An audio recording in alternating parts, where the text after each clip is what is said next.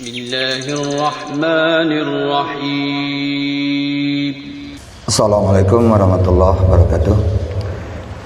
Alhamdulillahirabbil alamin wal aqibatu lil muttaqin wala udwana illa 'alal zalimin wassalatu wassalamu ala asyrafil anbiya wal mursalin wa ala alihi wa sahbihi wa man tabi'ahum bi ihsanin ila yaumiddin.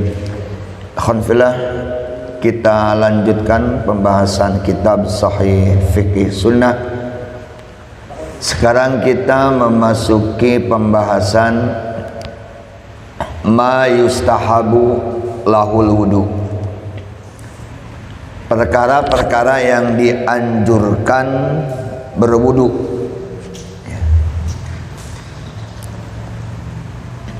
Yang pertama, inda dzikrillahi azza wa jalla, ketika kita mau berzikir kepada Allah. Wa yadkhulu fi mutlaqu zikri wa qiraatul Qur'an wa tawafu bil Ka'bah wa ghairiha. Jadi yang dimaksud dengan berzikir kepada Allah ini adalah masuk dalam pengertian zikir secara mutlak, ya. Jadi zikir apa saja, termasuk adalah qiraatul Qur'ani, membaca Al-Quran, tawaf, ya, mengelilingi Ka'bah dan yang lain-lain. Jadi itu adalah disunahkan ketika kita mau berzikir untuk berwudu dulu. Ini berdasarkan hadis Al-Muhajir bin Qanfad annahu sallama ala Nabi sallallahu alaihi wasallam wa huwa yatawaddau falam yarudda alaihi hatta tawadda faradda alaihi wa qala innahu lam yamna'ni an arudda alaika illa anni karihtu an adkurullah illa ala taharah. Al-Muhajir bin Qadfad, beliau mengucapkan salam kepada Nabi pada saat itu Nabi sedang berwudu, dan Nabi tidak menjawab salamnya sampai beliau selesai berwudu. Nah, setelah selesai berwudu baru Nabi menjawab salamnya. Dan Nabi bersabda, sesungguhnya tidak ada yang menghalangiku untuk menjawab salam kamu kecuali aku tidak suka berzikir kepada Allah kecuali dalam keadaan suci. Ini alasan, ya, alasan Nabi tidak menjawab salamnya itu, kata Nabi, karena aku tidak suka berzikir kepada Allah kecuali dalam keadaan suci. Tapi ini tidak mesti, ya, ini tidak mesti, karena di dalam hadis dari Aisyah dalam riwayat Imam Muslim bahwa Aisyah radhiyallahu anha beliau menuturkan, kana Nabi sallallahu alaihi wasallam yadkurullaha ala kulli ahyanihi, bahwasanya Nabi sallallahu alaihi wasallam senantiasa berzikir kepada Allah dalam setiap keadaannya. Nah, kalau dalam setiap keadaannya berarti bisa jadi beliau juga kadang-kadang berzikir dalam keadaan beliau tidak punya, atau dalam keadaan beliau punya hadas. Nah, ini adalah yang pertama. Yang kedua, inda naum, kalau kita mau tidur, ya, kalau kita mau tidur itu dianjurkan berwudu dulu.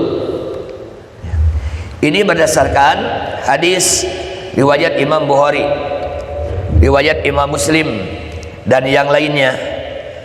Hadis dari Bara bin Azib radhiyallahu an, qala, beliau berkata, qala Nabi sallallahu alaihi wasallam, Nabi sallallahu alaihi wasallam bersabda, idza ataita madja'aka fatawadda wudu'aka lis-shalah summa taji' ala syaqiqal aiman summa qul Allahumma aslamtu nafsi ilaika, al hadis. Kata Nabi, idza ataita madja'aka, apabila kamu mendatangi tempat pembaringanmu, maksudnya mendatangi tempat tidurmu, fatawaddo wudu'aka lis-shalah, berwudulah kamu seperti kamu wudu mau sholat, ya, seperti kamu wudu mau sholat. Summat taji' ala syakikal aiman, lalu berbaringlah, ya, dengan arah lambung yang sebelah kanan, lalu ucapkan doa Allahumma aslamtu nafsi laka, dan seterusnya. Nah, di sini adalah adab, ya, perintah dari Nabi SAW. Apabila kita ingin mendatangi tempat tidur, kita diperintahkan untuk berwudu, dan wudunya persis seperti kita wudu mau sholat. Ini yang kedua. Yang ketiga, lil junubi idza aradal akla awi syurba awi nauma aw muawidatal jima'. Yang ketiga, bagi orang yang junub, apabila dia, ya, ingin makan atau minum atau tidur atau ingin mengulang lagi jima'. Ulang, ya, umpamanya, ya, kita habis berhubungan dengan istri. Nah, mungkin habis berhubungan lapar mau makan. Nah, jangan langsung makan. Jadi kalau kita lapar mau makan setelah hubungan, sunnah wudu dulu. Atau mungkin haus, ya, mungkin haus nih karena habis olahraga, ya, keringatan. Nah, sebelum minum sunnah wudu dulu. Awinaum, atau mungkin kan habis berhubungan ngantuk, ya, kita mau tidur. Nah, sebelum kita tidur ini juga wudu dulu. Aw muawadatul jima'. Nah, atau antum, ya, mau masuk ke ronde kedua. Umpamanya kalau antum mungkin, ya, masih muda, punya kesemangatan yang tinggi, wah, gak cukup nih kalau cuma satu ronde. Nah, jadi kalau mau masuk ke ronde berikutnya, itu sunnah berwudu, ya, sunnah berwudu. Dasarnya apa? Pertama, hadis riwayat Imam Bukhari, riwayat Imam Muslim, riwayat Imam Abu Dawud, At-Tirmidzi, An-Nasa'i, dan yang lainnya. Hadis dari Aisyah radhiyallahu anha, qalat, Aisyah berkata, kana Nabi sallallahu alaihi wasallam idza kana junuban fa arada ay yakula aw yanama tawaddoa wudu'ahu lis-shalah. Apabila Nabi SAW dalam keadaan junub, ya, lalu beliau, ya, ingin makan atau ingin tidur, maka beliau berwudu dulu persis seperti beliau berwudu mau sholat. Ini, ya. Kemudian hadis dari Abu Sa'id Al-Khudri radhiyallahu an, bahwa Nabi SAW qol idza ata ahadukum ahlahu thumma arada ayyauda falyatawadda. Apabila salah seorang di antara kalian menggauli istrinya, lalu ada keinginan untuk mengulang lagi, maksudnya untuk nambah lagi, falyatawadda, maka berwudulah, ya, maka berwudulah. Ini hadis riwayat Imam Muslim, riwayat Imam Abu Dawud, At-Tirmidzi, dan An-Nasa'i. Nah, ini yang ketiga. Yang keempat, al-wudu'u qoblal igtisal, berwudu sebelum mandi junub. Jadi kalau kita, ya, mau mandi junub, nah, sebelum mandi itu disunahkan berwudu dulu. Ini hadis berdasarkan hadisnya riwayat Imam Bukhari, riwayat Imam Muslim, dan yang lainnya. Hadis dari Aisyah radhiyallahu anha qalat, Aisyah berkata, kana Rasulullah sallallahu alaihi wasallam idza tasala minal janabati yabda'u fayaghsilu yaddaihi summa yapragu bi yaminihi ala shimalih fayaghsilu farjahu summa yatawaddau wudu'ahu lis-shalah. apabila Nabi Shallallahu Alaihi Wasallam mandi junub, ya mandi junub, maka Nabi Shallallahu Alaihi Wasallam yang pertama mencuci kedua telapak tangannya dulu.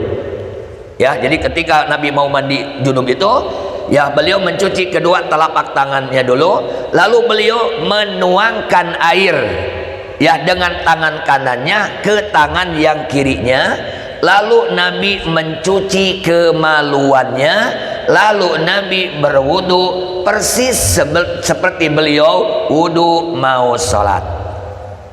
Nah ini Pak ya, ini yang keempat. Yang kelima, al-wudu'u ba'dal akli mimma masat hunar, berwudu setelah memakan makanan yang langsung dimasak dengan api, maksudnya ya yang dibakar.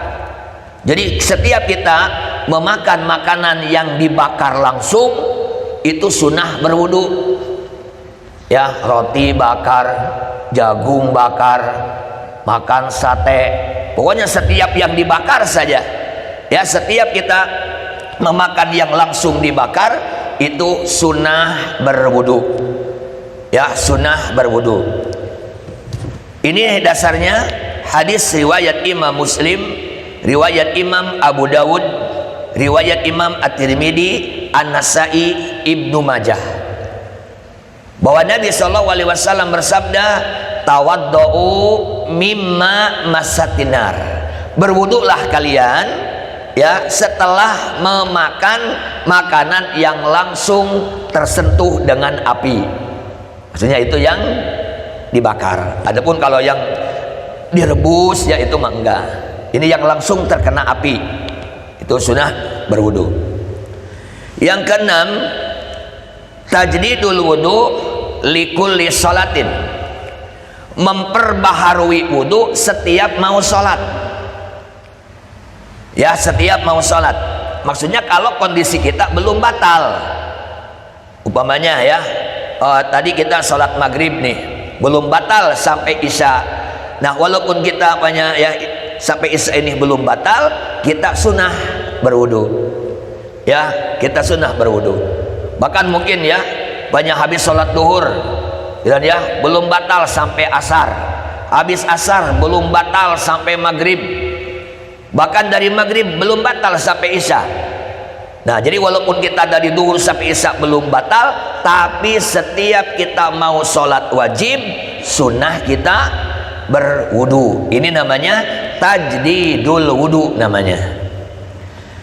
Karena berdasarkan hadis Buraidah radhiyallahu an, qol, dia berkata, kana Nabi sallallahu alaihi wasallam yatawaddau inda kulli salatin, falamma kana yaumul fathi tawaddaa wa massaha ala huffai wa shalla as-salawati bi wudu'in wahidin. Bahwasanya Nabi sallallahu alaihi wasallam beliau berwudu setiap kali mau sholat. Ya, beliau berwudu setiap kali mau sholat. Tapi ketika terjadi Futuh Mekah, ya, ketika terjadi Futuh Mekah, penaklukan Mekah, beliau berwudu dan mengusap kedua sepatunya. Jadi sepatunya ketika beliau berwudu tidak dilepas, tapi beliau mengusap kedua sepatunya. Ya, lalu beliau sholat beberapa kali sholat dengan satu kali wudu. Nah, perhatikan Pak ya. Pertama kan Nabi adalah suka berwudu setiap beliau mau sholat. Tapi ketika terjadi Futuh Mekah, ya Nabi berwudu. Kemudian setelah beliau berwudu itu Nabi melakukan beberapa kali sholat dengan satu kali wudu. Nah berarti hadis ini iwan filah, wudu setiap mau sholat itu hukumnya sunnah, bukan wajib. Kenapa kita bisa mengatakan sunnah? Karena kalau wudu setiap mau sholat wajib, tentu Nabi tidak akan melakukan satu kali wudu lalu melakukan beberapa kali sholat. Nah, ini jadi hukumnya adalah sunnah. Yang ketujuh, al wudu'u kulama ya hadasa nakidun. Berwudu setiap kali batal, Pak. Ya, kalau kita batal banyak langsung wudu lagi. Kalau batal wudu lagi. Ini hukumnya sunnah.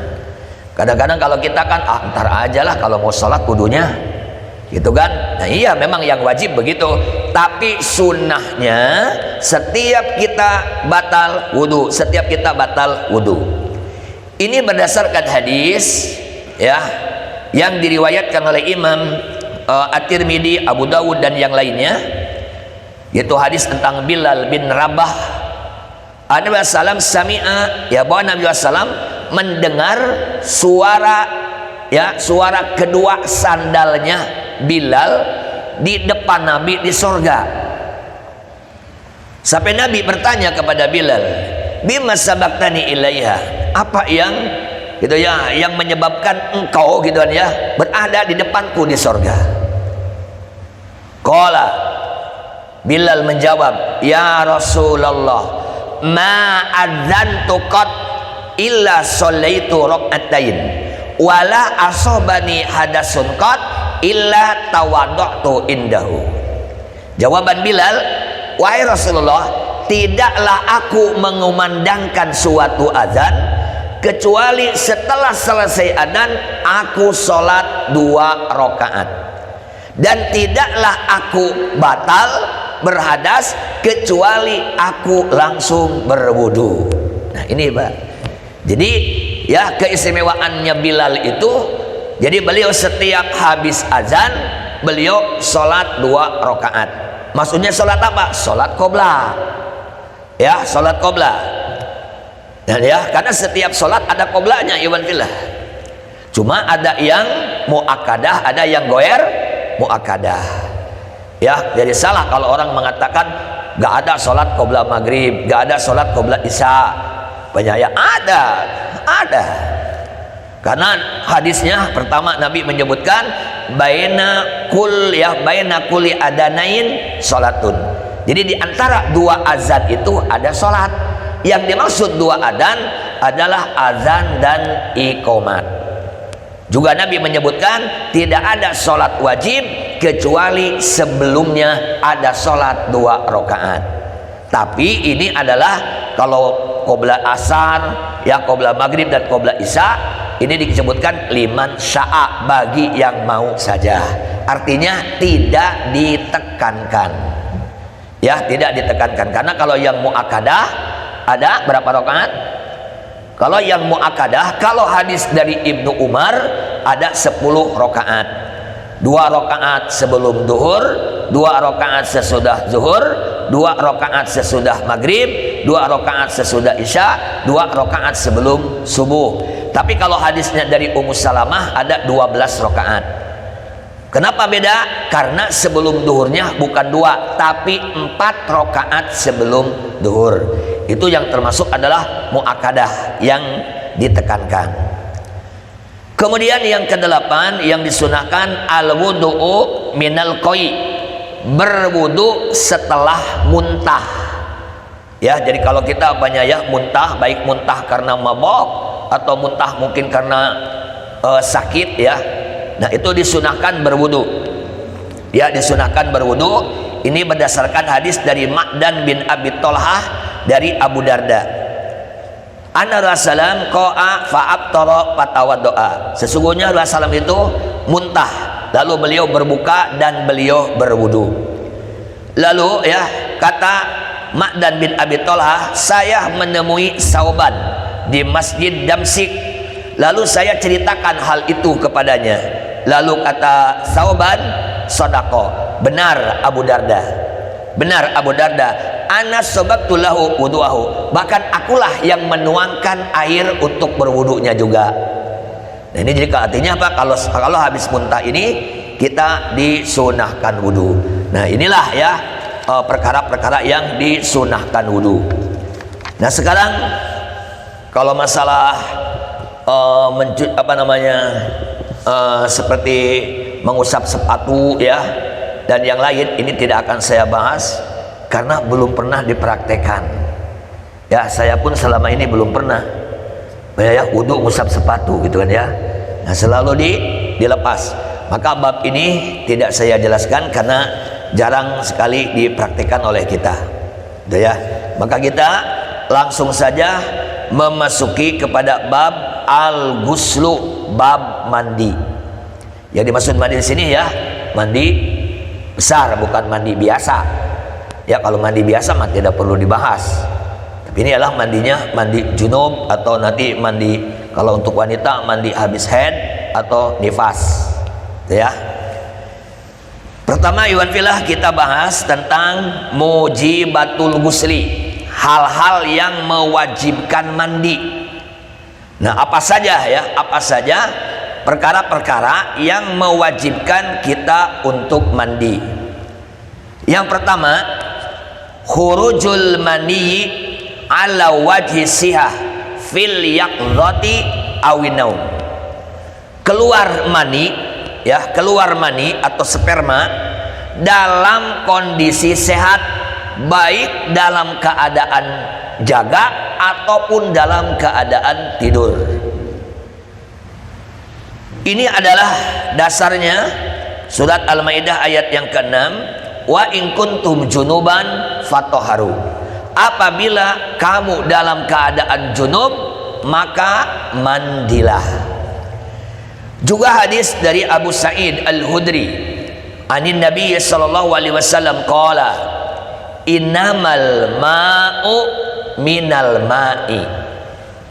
Kalau kita hanya melihat secara letterleknya, ini bingung hadis ini. Ini hadis riwayat Imam Muslim, Abu Dawud.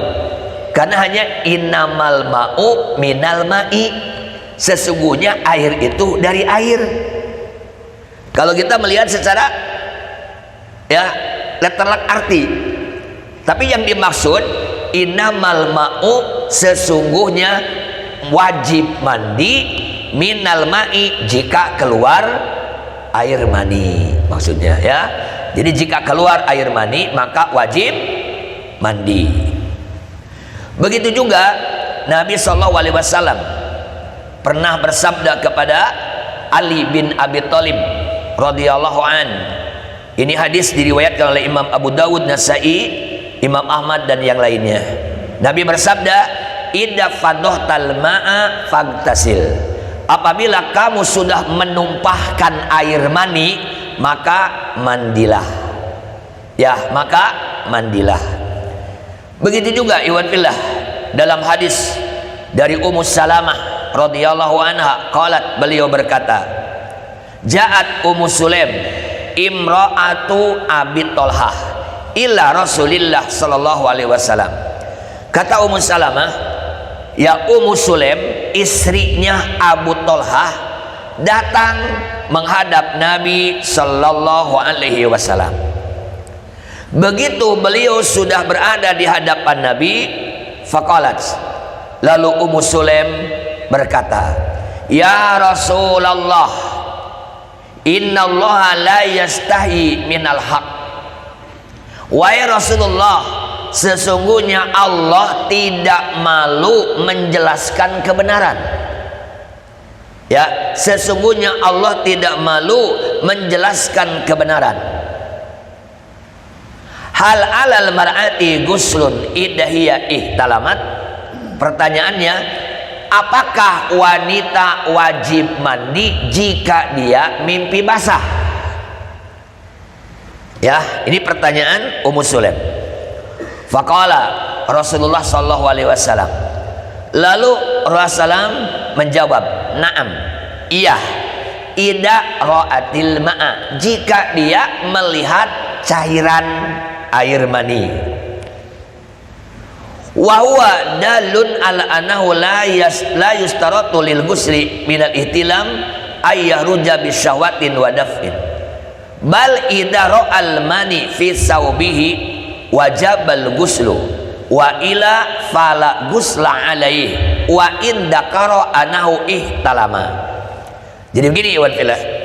Jadi ya, kalau kita umpamanya ya bangun tidur, kemudian begitu bangun tidur kita melihat cairan ya cairan air mani, baik di pakaian kita atau mungkin di sarung kita atau di selimut umpamanya ya.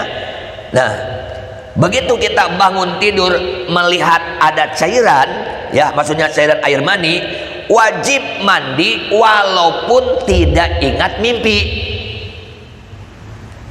Banyak kan, oh ini ada air mani ini, diingat-ingat banyak kan. Saya hubungan enggak, istri juga malah sebelah sana tidurnya. Diingat-ingat saya mimpi apa enggak nih? Kok mimpi juga enggak? Kok ini ada air mani? Tetap wajib mandi. Ya wajib mandi. Ini diperkuat ya hadis dari Aisyah radhiyallahu anha. Qalat, Aisyah berkata, suila Rasulullah sallallahu alaihi wasallam ani rajuli yajidul balal wala yadhkuru ihtilaman. Rasul pernah ditanya tentang seseorang ya yang mendapati cairan tapi dia tidak ingat mimpi. Ya Rasul nih, ada seseorang dia itu begitu bangun di pakaiannya ada cairan air mani, tapi dia sama sekali tidak ingat kalau dia itu mimpi basah. Kata Nabi, faqala yagtasil, dia harus mandi. Wa ani rajuli yara annahu qad ihtalama wala yajidul balal. Ada juga kebalikannya, dan ada juga orang yang dia itu ingat bahwa dia itu mimpi basah. Ya, yakin dia itu mimpi basah, tapi begitu bangun tidak mendapati cairan. Saya benar mimpi ini, tapi kok gak basah ini? Banyak semuanya diperiksa, kering-kering saja. Padahal yakin mimpi. Apakah orang ini harus mandi? Kata Nabi, la gusla alai, tidak ada kewajiban mandi bagi dia. Nah begitu Pak ya. Jadi kalau umpamanya kita menemukan cairan air mani walaupun tidak ingat mimpi, tetap wajib mandi. Dan kebalikannya, walaupun kita ingat bahwa kita itu mimpi basah, tapi kalau bangun tidak mendapati cairan air mani, maka tidak wajib mandi. Ya, tidak wajib mandi. Kemudian yang kedua, Pak, yang wajib mandi apa? Iltiqaul hitanain walau min ghairi inzalin. Yang kedua, Pak, bersetubuh walaupun tidak sampai klimaks. Paham maksudnya? Ini bersetubuh ya, suami istri, tapi tidak sampai tuntas. Banyak kan? Kenapa tidak sampai tuntas? Ya, mungkin ada alangan, nanti akan dijelaskan hadisnya. Ya. Jadi kalau sudah jelas ya, suami istri melakukan hubungan badan, sekalipun tidak sampai keluar air mani, tetap wajib mandi. Dasarnya apa? Hadis Abu Hurairah. Ini hadis diriwayatkan oleh Imam Bukhari dan Imam Muslim. Kata Nabi, idza jalasa baina su'abihal arba' thumma jahadaha faqad wajabal ghuslu wa ilam yanzil. Apabila seorang laki-laki duduk di antara cabang 4 wanita lalu dia menyetubuhinya, maka wajib mandi sekalipun tidak keluar air mani. Ya, sekalipun tidak keluar air mani. Bahkan wa an Aisyah radhiyallahu anha ana rajulan sa'ala Rasulullah sallallahu alaihi wasallam ani rajuli yujami'u ahlahu summa yaksalu. Rasulullah pernah ditanya tentang seseorang yang berhubungan intim dengan istrinya, tapi tiba-tiba di tengah jalan kehilangan selera. Apa maksudnya, Pak? Akhirnya apa? Tiba-tiba loyo. Ya, tadinya dia jelas hubungan, tapi tiba-tiba udah kehilangan semangat. Kenapa? Bisa jadi mungkin begitu sedang hubungan ingat utang. Waduh, utang ini besok bakal ada yang nagih ini. Langsung akhirnya apa? Menciut akhirnya. Nah, ini ya. Atau bisa jadi Ya, punya antum ya lagi hubungan intim, tiba-tiba assalamualaikum, assalamualaikum, aduh ini tamu mengganggu aja, dan terus-terusan assalamualaikumnya, hanya ya udahlah, udahan aja lah, gak usah dilanjutin. Kenapa? Itu kasihan tamu. Nah ini kan tidak sampai keluar air mani ini. Nah ini pertanyaannya, apakah orang ini tetap harus mandi? Nah iwan billah, wa Aisyah jalisatun, waktu itu Aisyah lagi duduk di dekat Nabi. Lalu apa kata Nabi? Ini la af'alu dalik ana wahadihi summa nagtasil. Kalau bahasa kita, saya juga pernah begitu dengan istriku ini nih, katanya Nabi sambil ini, dengan istriku ini, dengan Aisyah, aku juga pernah, dan kami mandi, ya, dan kami mandi. Nah di sini iwan fillah ya, jelas sekali. Jadi kalau berhubungan badan ini sekalipun tidak sampai inzal, tidak sampai keluar sperma, tetap wajib mandi. Kemudian, nah di sini perlu saya jelaskan, iwan fillah, ada beberapa yang perlu dipahami, ada beberapa faidah ini, ya, ada beberapa faidah. Nah, faidah pertama, afwan ya, ini masalah fikih bukan vulgar, ya. Sudah punya istri semua? Oh belum ya? Nah ini, ya, ya. Pertama, idza masadakaru rajul farjal mar'ah duna ilajin fi falaysa alaihima guslun bil ittifaq. Apabila kemaluan si laki-laki bersentuhan doang dengan kemaluan istrinya tanpa masuk, seluruh ulama sepakat tidak wajib mandi, ya. Jadi kalau cuma gesekan doang, ya, itu tidak wajib mandi. Ini pertama. Yang kedua, idza basyara rajulu zaujatahu wa adhola ma dunal hasyafah panazala maniyuhu fi farjiha walam tumni hiya lam yuljimha al guslu. Yang kedua ya, apabila seorang suami umpamanya ya memasukkan kemaluannya tapi tidak banyak, gimana ya jelasinnya ya? Ya itu hasapa itu kepalanya ya. Nah ini kepalanya tuh nggak sampai masuk, enggak, hanya sedikit aja, mungkin ragu-ragu atau gimana ini. Nah tapi tetap keluar mani, ya, walaupun mungkin baru sedikit tapi keluar mani, ya, dia keluar mani tapi istrinya tidak keluar, maka yang wajib mandi hanya suaminya saja, tapi istrinya tidak wajib mandi.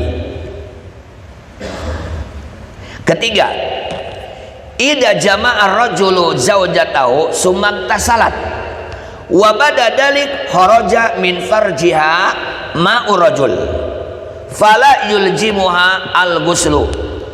Nah, kasus ketiga, kalau banyak ya suami istri ini berhubungan, setelah selesai berhubungan istri kita mandi, ya, mandi junub. Setelah selesai mandi, air mani suaminya yang masuk keluar, paham ya? Nah air mani yang sudah masuk itu keluar. Nah keluar air mani suaminya itu setelah si istrinya mandi. Apakah harus diulang mandinya? Tidak, karena yang keluar bukan mani dia tapi mani suaminya. Tapi dianjurkan hanya berwudu saja. Ya, keempat, ya, idza da'a rajulu zaujatahu ilal jima' falaysa laha an tamna'ahu min hada bihujati adami wujudil ma'i lil iktisal. Apabila seorang suami mengajak istrinya untuk berhubungan intim, tidak boleh bagi si istri menolaknya dengan alasan tidak ada air untuk mandi. Perlu sampaikan ini ya, banyak. Yuk, gak ada air, kering, gak mau. Nah, gak boleh. Jadi seorang istri apabila dibutuhkan oleh suaminya tidak boleh nolak dengan alasan tadi tidak ada air untuk mandi. Kenapa? Nah, Syekhul Islam menyebutkan dalam kitab Majmu'atul Fatawa pada jilid ke-21 halaman 454, walaisa lil mar'ati antamna'a zaujaha al-jima' bal yujami'uha fa in qadarat alal iktisal wa ilah tayammamat wa salat. Tidak boleh bagi seorang wanita atau seorang istri ya menolak permintaan suaminya untuk jima, ya, untuk jima karena alasan tidak ada air tadi. Bal yujami'uha, tetap saja produksi jalan terus walaupun kering tidak ada air. Kenapa? Nah, fa'in qadarat alal iktisal, kalau ada air ya mandi, jika tidak ada air tayamum saja, gampang, tinggal tayamum, sholat udah ya. Kalau tidak ada air tinggal tayamum. Tayamum kan gampang, iwan fillah, nanti akan dijelaskan di depan ya.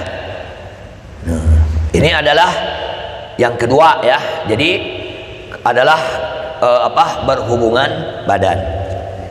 Yang ketiga ya, yang ketiga dan yang keempat adalah al-haidu wa nifas. Jadi apabila istri kita haidnya sudah berhenti atau nifasnya sudah berhenti, itu adalah wajib mandi. Karena dasarnya adalah ya hadis ya riwayat Imam Bukhari dan yang lainnya, idza aqbalatil haidah fada'is shalah wa idza adbarat fagtasili washolli. Nabi berkata kepada Fatimah binti Abi Hubes, apabila haid kamu datang tinggalkan sholat, jika haid itu berhenti maka mandilah dan sholatlah.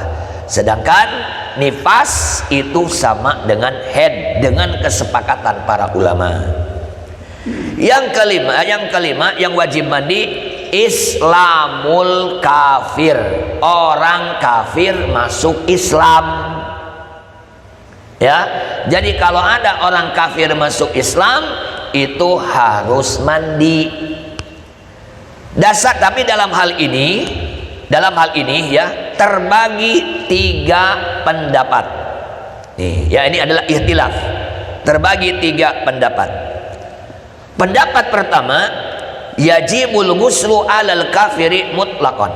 Wajib mandi bagi orang kafir yang masuk Islam secara mutlak. Ya, secara mutlak.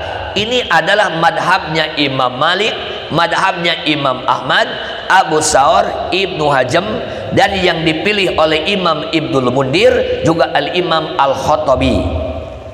Adapun dalil yang dipakai oleh kelompok pertama, 1, hadis Qais bin Asim. Ya, lama aslama amarahu Nabi SAW ayyak tasila bima'in wasidrin. Nah, ketika Qais bin Asim masuk Islam, diperintahkan oleh Nabi SAW untuk mandi dengan air yang dicampur dengan daun bidara. Ya, dengan air yang dicampur dengan daun bidara. Ini hadis riwayat Imam Abu Dawud, Tirmidzi, Nasai, dan kedua hadis ini sahih. Dalil kedua, hadis Abu Hurairah tentang Islamnya Sumamah bin Usal. Nah, Sumamah bin Usal ini tawanan ya Filah, tawanan perang yang diikat di tiang masjid. Nah, inilah dalil bahwa orang kafir boleh masuk masjid. Jadi kalau ada apanya ya, ada perlu mungkin ke pengurus masjid, pas ada di masjid ada orang jangan Pak, jangan masuk, Bapak bukan muslim, nggak apa-apa ya. Kenapa? Karena Sumamah bin Usal ini orang musyrik, malah ditawannya di masjid. Kemudian Sumamah bin Usal ini masuk Islam, ya, masuk Islam. Kata Nabi, idhabu bihi ila haitin bani Fulan pamuruhu ayyak tasil, bawa dia ke kebunnya Bani Fulan dan suruhlah dia untuk mandi, ya, suruhlah dia untuk mandi. Satu hadis lagi, kisah Islamnya Usaid bin Hudair. Nah, ketika Usaid bin Hudair masuk Islam, dia bertanya dulu kepada Mus'ab bin Umair dan As'ad bin Zararah. Dia bertanya, kaifa tasnauna idza aratum an tadkhulu fi hadadin?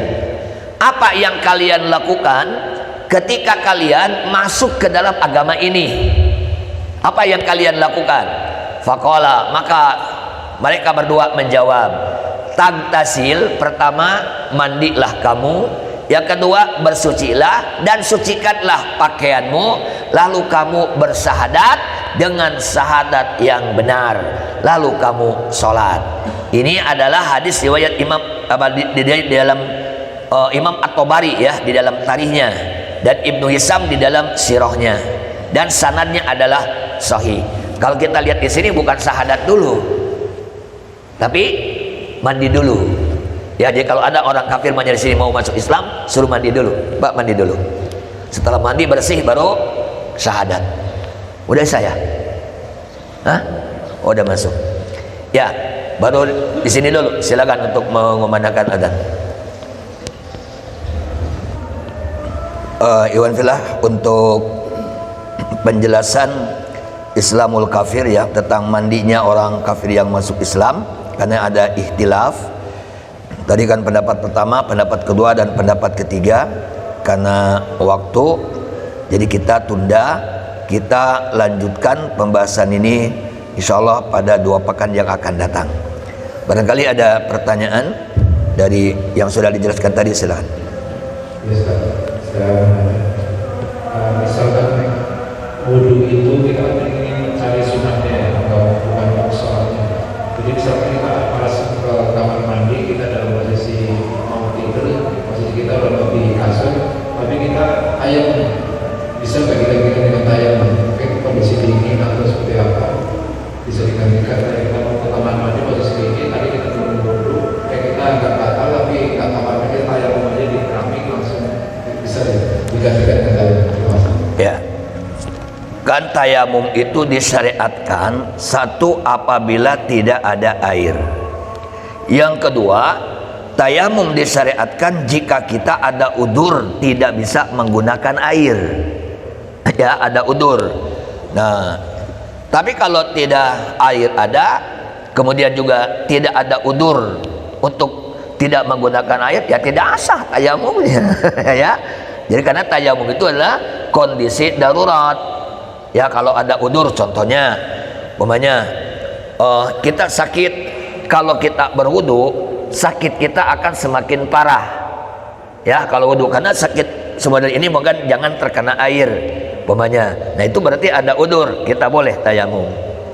Atau banyak kita ada air cukup untuk wudu. Tapi kalau air dipakai wudu, tidak ada buat masak, ya, tidak ada buat masak nih, air itu cuma segitu-gitunya. Nah, kalau digunakan untuk wudu atau untuk mandi, ya, tidak bisa masak atau tidak ada buat minum. Sehingga kalau tidak ada buat minum, ya sudah, kita semuanya kehausan. Nah, dalam kondisi begitu boleh tayamum, ya. Tapi kalau kita hanya malas aja, nggak boleh. Ya, itu nggak boleh, tetap harus berwudu. Allah, padahal kita tanyakan dari sebenarnya ada tiga aja. Yang pertama, ketika kita punya wudhu dan kita berinteraksi sama orang kafir, bersalaman kepada orang kafir, itu kita harus memulainya. Karena kan kita orang kafir kan, kita tahu dari kalau kencing aja tangannya kan pasti ngaji, kan. Terus ada orang kafir yang melihara ngaji, melihara kesempatan ngair liurnya tangannya gitu kan.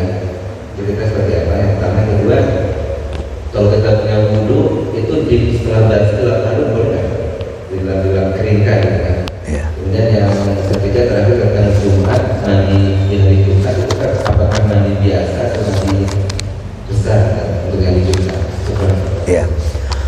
Yang pertama ya, tidak ada kewajiban untuk berwudu apabila kita salaman dengan orang kafir. Tidak ada. Kenapa? Ya, kalau tadi bagaimana apanya dia mungkin air kencing, ya kalau tangannya dia kering itu kan tidak najis walaupun dia pernah memegang air kencing atau mungkin megang anjing, tidak najis. Yang kedua, jangankan cuma begitu, kita menginjak najis itu kan tidak batal wudu, cuma cuci aja yang najisnya, gitu ya. Nah, jadi bukan hanya salaman, kalau kita mungkin di jalan menginjak kotoran banyak kan najis tuh. Nah, itu tidak batal wudu kita, cuma najisnya wajib dicuci, tapi wudu tidak perlu diulang. Ya, itu yang pertama. Yang kedua, boleh, ya boleh. Jadi dilap pakai mindil, ya, pakai sapu tangan ataupun tisu ataupun yang sejenisnya boleh. Nah, jadi tidak ada larangan. Bahkan Nabi sendiri pun punya ya khusus anduk kecil yang biasa beliau gunakan. Nah, adapun yang melarang, saya pernah ya baca kitab itu tidak boleh. Contohnya seperti dalam kitab Duratun Nasihin, kalau kita habis wudu itu tidak boleh dilap, karena setiap air yang menetes dari anggota wudu itu diciptakan malaikat, dan malaikat itu memintakan ampun sampai hari kiamat. Nah, ini adalah satu, ini ya tidak berlandaskan hujah atau dalil yang bisa dijadikan alasan atau dijadikan hujah. Kenapa? Malaikat yang sahih bukan diciptakan dari air.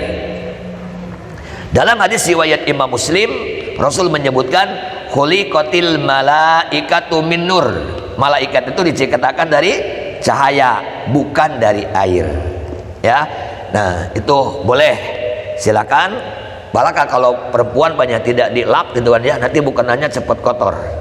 Ya, cepat kotor di sini biasa yang bitik-bitik hitam itu. Kalau tidak dilap silakan boleh dilap. Kemudian yang kedua, ketiga apa?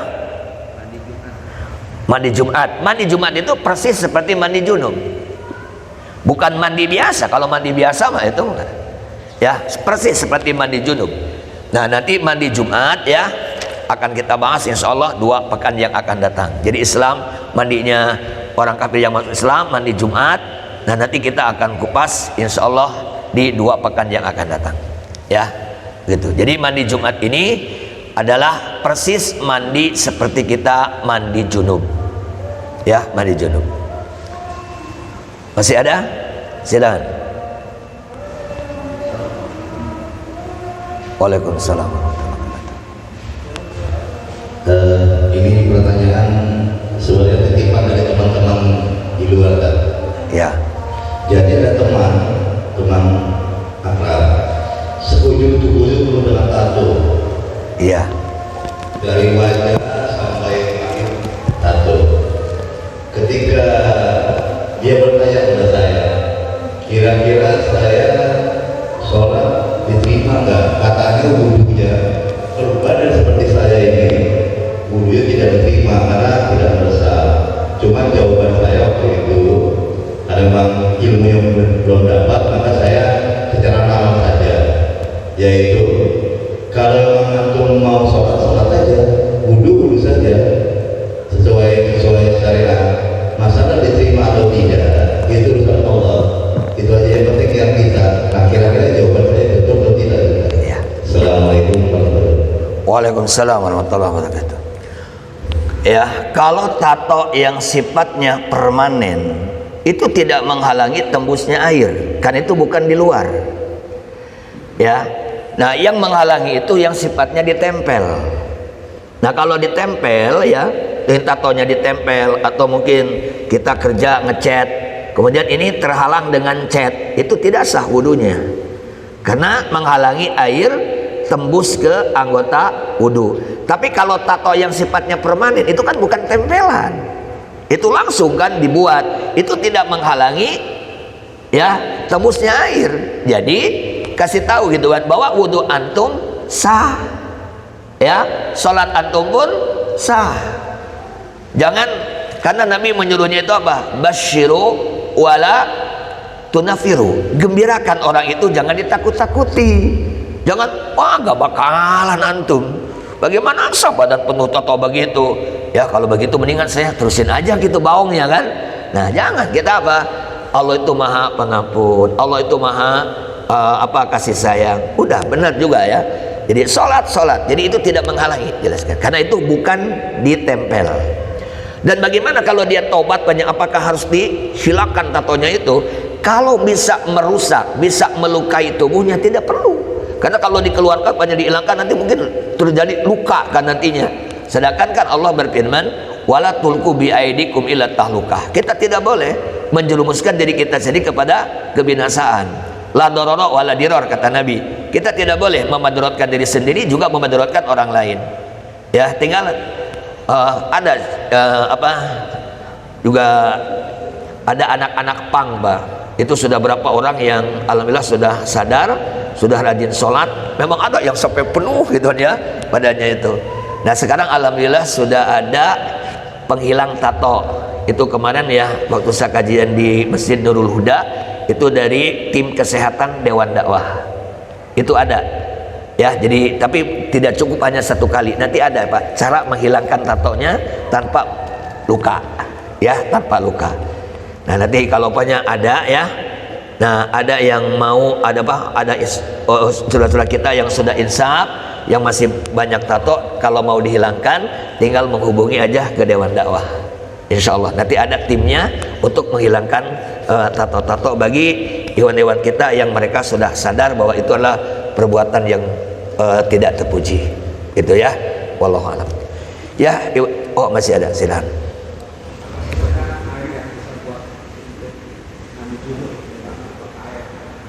Air hangat, ya. Air hangat itu Bapak boleh dipakai mandi. Yang tidak boleh air itu musammas. Musammas itu air yang panas atau hangat karena kena sinar matahari. Ya, dan tempatnya tempat yang berkarat. Contohnya apanya? Bapak di depan rumah punya drum. Drum kan berkarat. Nah, mungkin dijadikan tadah air hujan. Jadi drum itu penuh dengan air hujan, kemudian terkena matahari, kemudian panas, itu yang hukumnya makruh. Karena bisa menimbulkan penyakit. Adapun kalau air banyak panas atau hangat karena direbus, nggak apa-apa. Ya, umpamanya kita kondisi dingin nih, wah dingin banget ini, wah saya nggak bisa ini mandi junub ini, jangan tayamum, ya. Kalau masih bisa airnya direbus dulu, rebus dulu airnya Pak. Nah nanti kita mandi pakai air hangat, ya. Nah itu nggak apa-apa, tidak dimakruhkan, boleh. Jadi sekali lagi yang dimakruhkan air hangat itu yaitu yang terkena sinar matahari. Itu pun kalau tempatnya berkarat. Adapun kalau tempatnya di ember ya, ember itu kan rata-rata kan dari karet atau plastik, itu tidak berkarat, nggak apa-apa walaupun terkena sinar matahari, nggak apa-apa, boleh. Ya, sudah cukup. Ya, sampai di sini ikhwan fillah. Mari kita tutup dengan doa kafaratul majelis. Subhanakallahumma wa bihamdika asyhadu an la ilaha illa anta astaghfiruka wa atubu ilaik. Terima kasih kepada